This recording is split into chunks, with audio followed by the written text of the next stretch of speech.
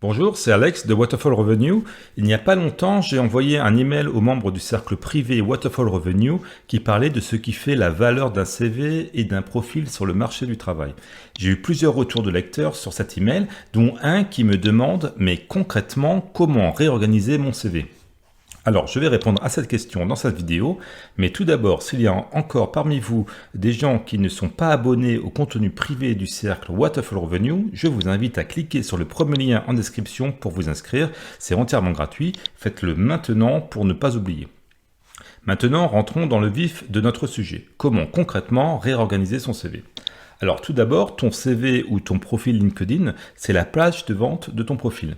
Quelle que soit la valeur réelle de ton profil sur le marché du travail, si ton CV n'est pas bien organisé, s'il ne met pas en avant ce que le recruteur recherche, il ne passera pas le filtre de la première sélection des RH et tu n'auras pas d'autre chance pour convaincre. Il faut donc le construire comme la page de vente d'un produit. Concrètement, il faut le réorganiser en visant simplicité et clarté, enlever tout ce qui est superflu et mettre en avant ce qui a réellement de la valeur. Alors, comment faire ? Premièrement, enlever tout le superflu. Sur la forme, moi je conseille de le limiter à une page. Alors, en général, il y a une photo sur le CV, nous allons quand même la garder, même si elle n'apporte aucune valeur. Par contre, si tu en mets une, fais-la faire par un photographe en disant que c'est pour un CV. Pas de photo d'identité type passeport, pas de photo de profil type Facebook. Obligatoirement, un numéro de téléphone, une adresse email. De mon point de vue, ce n'est pas utile d'écrire son adresse postale, son âge, son statut marital ou le nombre d'enfants. Donc tout ça, tu peux enlever, ça va alléger le CV. À mettre si c'est pertinent pour l'emploi visé, que tu as ton permis de conduire. Si tu es expatrié ou que tu veux t'expatrier, il faut peut-être indiquer ta nationalité. Si tu as déjà un visa de travail pour le pays où tu candidates, inscris-le. Il faut bien sûr écrire son nom sur le CV et inutile d'ailleurs de l'écrire en grand. Concernant les parties annexes, pour ce qui est des langues étrangères, ne mets que celles que tu parles couramment et qui sont réellement utiles pour le business. Donc ça ne sert à rien d'écrire espagnol niveau scolaire ou des dialectes régionaux. Pour les logiciels, inscris uniquement ceux qui sont importants, PowerPoint, Excel, plus les applications métiers de ton industrie. Inutile d'écrire que tu maîtrises des logiciels de retouche photo ou de montage vidéo, à moins de travailler dans la création graphique. Donc reste sur les logiciels qui sont vraiment utiles sur ton job.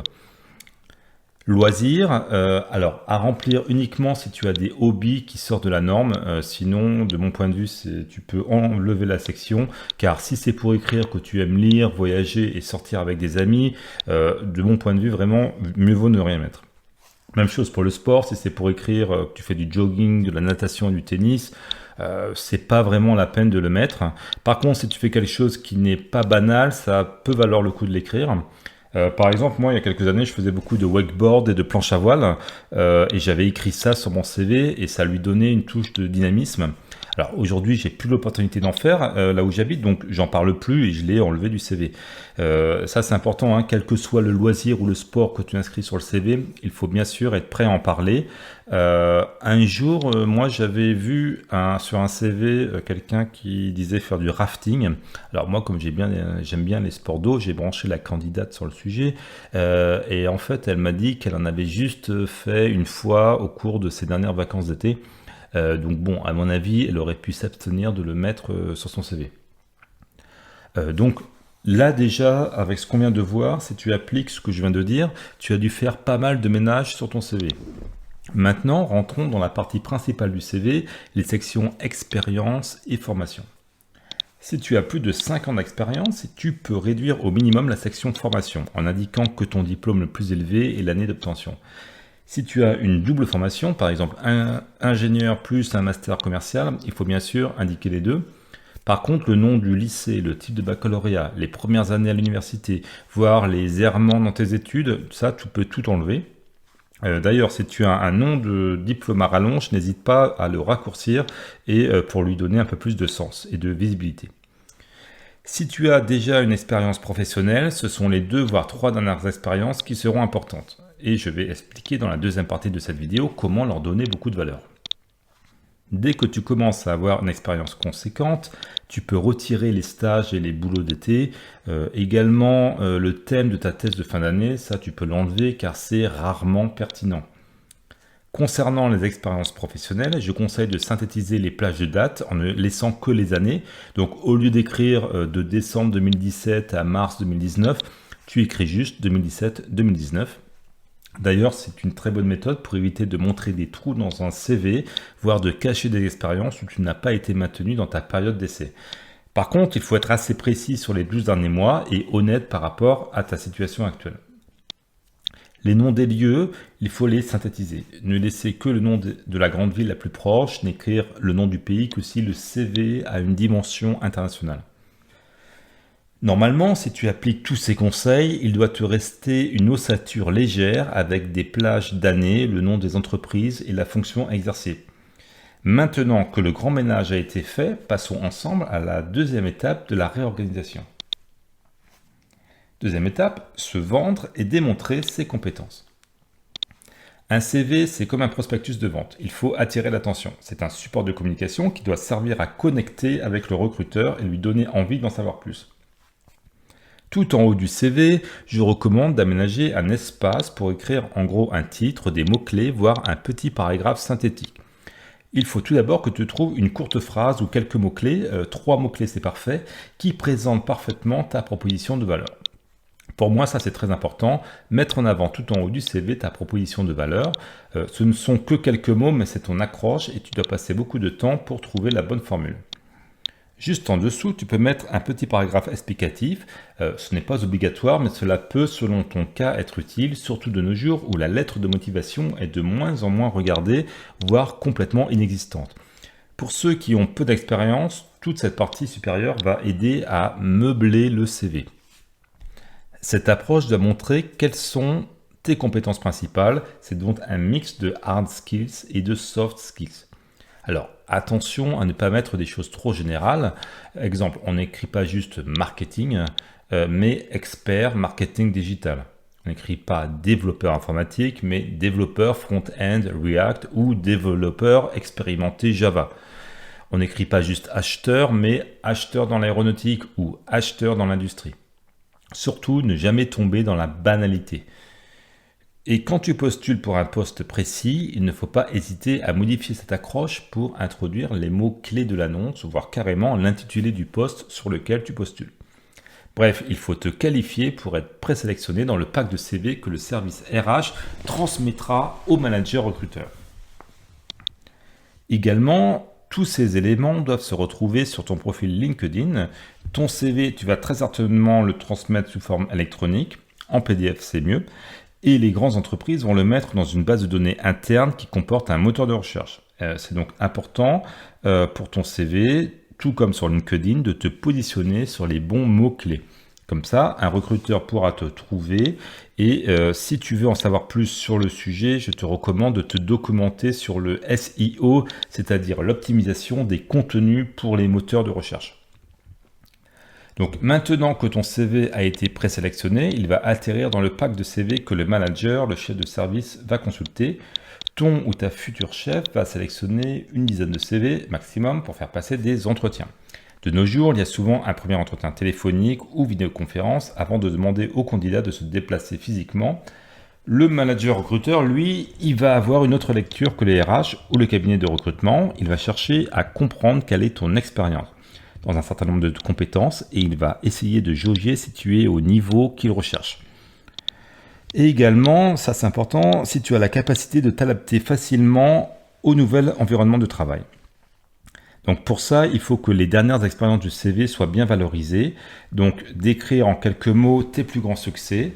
Il faut éviter de faire un résumé de la fiche de poste, mais plutôt se concentrer sur les actions que tu as faites, sur les objectifs que tu as atteints à titre individuel ou au sein d'une équipe.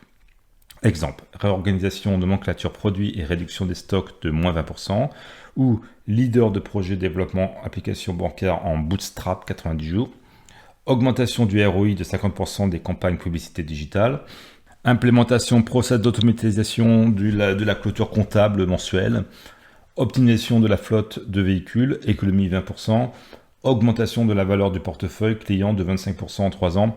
Alors voilà, des mots comme ça, réorganisation, leader, augmentation, implémentation, optimisation, ça c'est des mots qui sont bien à placer dans un CV. Alors, Attention tout de même à ne pas dévoiler sur ton CV des choses confidentielles par rapport à l'entreprise qui t'emploie aujourd'hui. Il ne faut pas avoir une liste trop longue pour chaque expérience, je dirais 5 points maximum par expérience, qui doivent à la lecture du CV permettre de comprendre toute la palette de compétences dont tu es capable. À partir de postes de cadre, il faut impérativement introduire des exemples démontrant tes soft skills. Leadership, gestion de projet, négociation, capacité à s'adapter, être agile, respecter les délais, travailler de manière transverse avec les autres services, etc. Tous ces exemples doivent donner envie aux recruteurs de te rencontrer et de poser la question du comment. Comment vous avez fait pour atteindre tel objectif ou pour délivrer telle valeur à votre organisation. Donc derrière chaque point, il faut bien entendu avoir de près une belle histoire très positive avec un beau storytelling du type « Mon entreprise a été face à ce problème ou challenge, je m'en suis occupé, cela a été difficile, j'ai beaucoup appris de cette expérience et bien entendu, j'ai réussi dans le challenge grâce à ma capacité à travailler avec toutes les parties prenantes. » Voilà, ça c'est un exemple type de storytelling qui fonctionne très bien.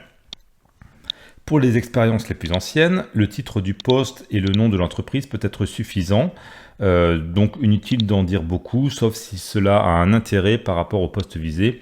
En revanche, les expériences des 5 à 10 dernières années de carrière sont intéressantes à développer, comme je viens de l'expliquer. Voilà, maintenant le CV est réorganisé. Il faut avant tout, avant de l'envoyer à nouveau, le relire, le simplifier au maximum, enlever le superflu, enlever les mots imprécis, enlever tout ce qui est trop banal ou trop général, en visant à la fois la sélection des ressources humaines ou du cabinet de recrutement, et en optimisant les mots-clés, et en pensant également au recruteur final qui prendra la décision ou non d'établir un entretien physique ou téléphonique. Pour ceux d'entre vous qui ont peu d'expérience, ces quelques conseils devraient vous permettre d'enrichir et de donner beaucoup de valeur à votre CV. Et s'il y a peu de choses à écrire parce que vous n'avez pas beaucoup de compétences métiers ou d'expérience, allez voir mes autres vidéos sur les soft skills, c'est-à-dire les compétences humaines, et insérez-les subtilement au travers d'exemples dans votre CV. Surtout, n'écrivez pas des adjectifs comme rigoureux, polyvalent, motivé, c'est beaucoup trop subjectif. Ne les placez que si vous avez des exemples et des belles histoires vécues à raconter. Alors, si tu as beaucoup d'expérience, le challenge, c'est de ne pas trop en mettre et de faire ressortir ce qui est important uniquement. Ce qui est bien, c'est d'avoir un CV standard prêt à être envoyé, mais pour des candidatures sur des postes précis, il faut recalibrer le CV et sélectionner les exemples les plus pertinents. Quitte à avoir un fichier modèle un peu long, de plus d'une page, que tu vas réduire à une page en fonction du contexte, en ne gardant que les exemples les plus pertinents pour le poste ou l'entreprise visée, en customisant l'accroche du haut du CV. Alors, pour ceux qui sont abonnés aux emails du cercle que j'envoie, vous avez sans doute remarqué que les emails sont très aérés avec des groupes de mots courts, des espaces et des mots-clés surlignés en gras. C'est comme ça qu'il faut penser la forme du CV afin qu'il soit agréable à lire. Mieux vaut d'ailleurs un format très simple, minimaliste, mais avec des mots-clés qui sont bien mis en avant et qui correspondent exactement au contenu de l'annonce du poste. L'objectif du CV, c'est de décrocher le premier entretien téléphonique. Alors, c'est fini pour aujourd'hui. Je te souhaite une très belle carrière professionnelle et je propose que nous restions en contact en rejoignant le cercle Waterfall Revenue pour avoir accès aux ressources privées qui te serviront à avoir une carrière professionnelle et financière réussie. Il suffit juste de cliquer sur le premier lien en description de cette vidéo pour t'inscrire et bien entendu, c'est totalement gratuit. Ciao et à très vite pour un autre contenu exclusif Waterfall Revenue.